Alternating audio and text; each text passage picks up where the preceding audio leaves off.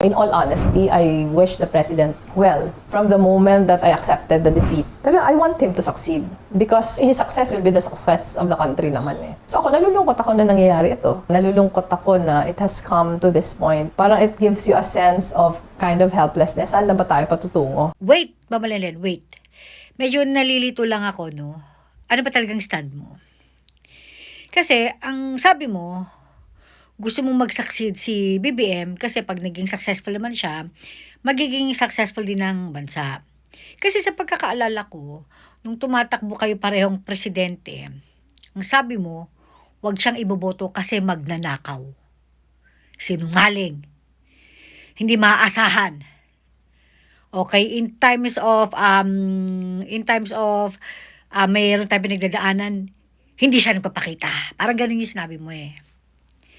Tapos ngayon, naniniwala ka na kapag naging successful si Ngagba, magiging successful ang Pilipinas? Eh, from the very beginning, paano ito magiging successful? Eh, di ba nga sabi mo, mga magnanakaw yan.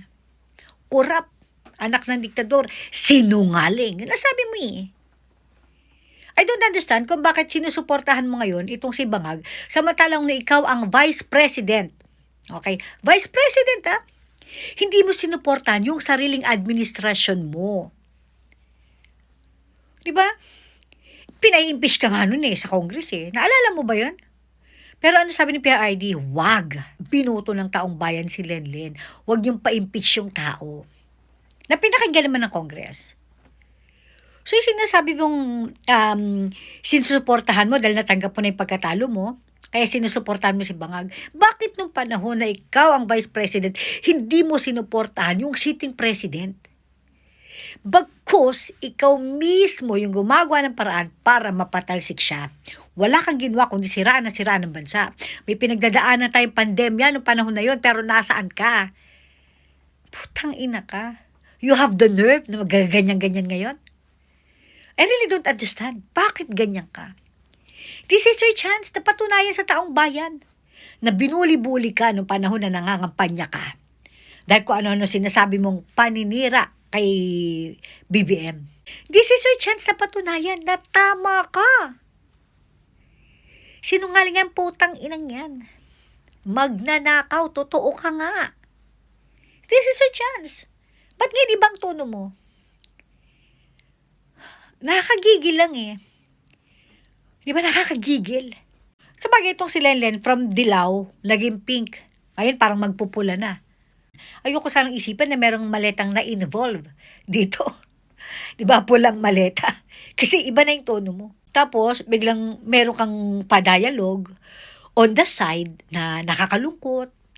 Bakit nangyayari yung ganito sa Pilipinas? Parang helpless na tayo, saan na tayo papatungo? Eh, putang ina ka. Alam mo naman kung bakit tayo nagkakaganito. Nang dahil ito, sa presidente, sinusuportahan mo na ngayon. So, ibig sabihin, party ka kung bakit tayo nagkakaganito. Kasi instead of ipaglaban mo kung anong para sa bayan at para sa mga mamamayan, si Bangag na ipinaglalaban mo ngayon.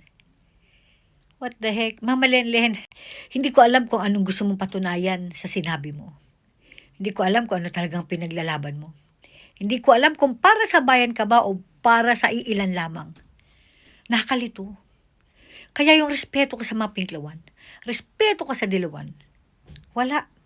Tapos, ang sasabihin mo lang ngayon, nakakalungkot, punyeta. Meron kang kakayanan na maibsan yung lungkot ng taong bayan. Kasama na rin ang lungkot mo para maibsan ang lungkot mo. Meron ka pa ring impluwensya. Pero hindi mo ito ginagamit. Bagkos, ang sinasabi mo lang, nalulungkot ka. Lecheng lungkot yan. Kung wala ka namang gagawin, kundi malulungkot lang, tang ina mo. Makipiyasa ka sa Malacanang, kumain ka ng steak, hayop ka.